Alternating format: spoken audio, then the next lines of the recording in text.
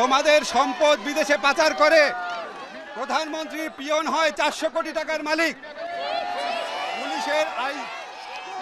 পুলিশের আইজি হয় 1000 কোটি টাকার মালিক, মানুষকে গুম করে। এত কিছুর পর তাদের রক্ত পিপাসা মিটে নাই।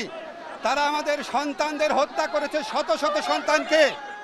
এই শত শত সন্তানকে হত্যা করে, হাজার হাজার মানুষকে আহত করে, শিশুদের হত্যা করে, আমাদের ছাত্রদের বুকে গুলি চালিয়ে এখন বলে এখন আবার আন্দোলন কিসের? উনি বলেন উনি নাকি স্বজন হারানোর বেদনা বুঝেন। উনি কারো স্বজন হারানোর বেদনা বুঝেন না। উনি শুধুমাত্র নিজের স্বজন হারানোর বেদনা বুঝেন। বাংলাদেশ স্বাধীন করেছে মুক্তিযোদ্ধারা। উনি মনে করেন শুধু উনার বাবা স্বাধীন করেছে। উনি মনে করেন বাংলাদেশের মালিক উনি।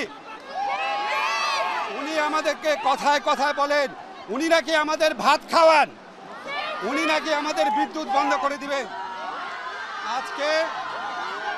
আজকে আমি এখানে এসেছি আমাদের তরুণ প্রজন্ম, আমাদের জেনারেশন জি, তোমাদের প্রতি আমার শ্রদ্ধা জানানোর জন্য, তোমাদের প্রতি এই জাতির কৃতজ্ঞতা জানানোর জন্য।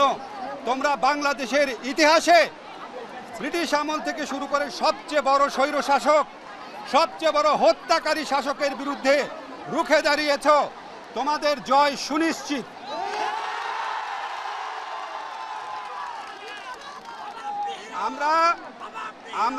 আমরা প্রথমে আমাদের শত শত ছাত্র হত্যার বিচার চেয়েছিলাম। আমরা আর কিছু চাই নাই। আমাদের সমন্বয়করা ছাত্র হত্যার বিচার চেয়েছিল, আর কিছু চাই নাই। এই বিচার করা হয় নাই, এই বিচার করা হবে না, কারণ খুনি নিজের বিচার নিজে করে না। কাজেই আজকে বাংলাদেশের ঘরে ঘরে আওয়াজ উঠেছে। আজকে লক্ষ লক্ষ মানুষ এখানে। আপনি অবিলম্বে পদত্যাগ করে তত্ত্বাবধায়ক সরকার ব্যবস্থা চালু করে বাংলাদেশের মানুষের প্রতিনিধিদের, বাংলাদেশের মানুষ বাংলাদেশের তাদের নিজেদের প্রতিনিধি নির্বাচন করতে পারে। এই দেশের তরুণরা তাদের ভোটাধিকার প্রয়োগ করতে পারে, তাদের জীবন এবং জীবিকা নিশ্চিত থাকতে পারে।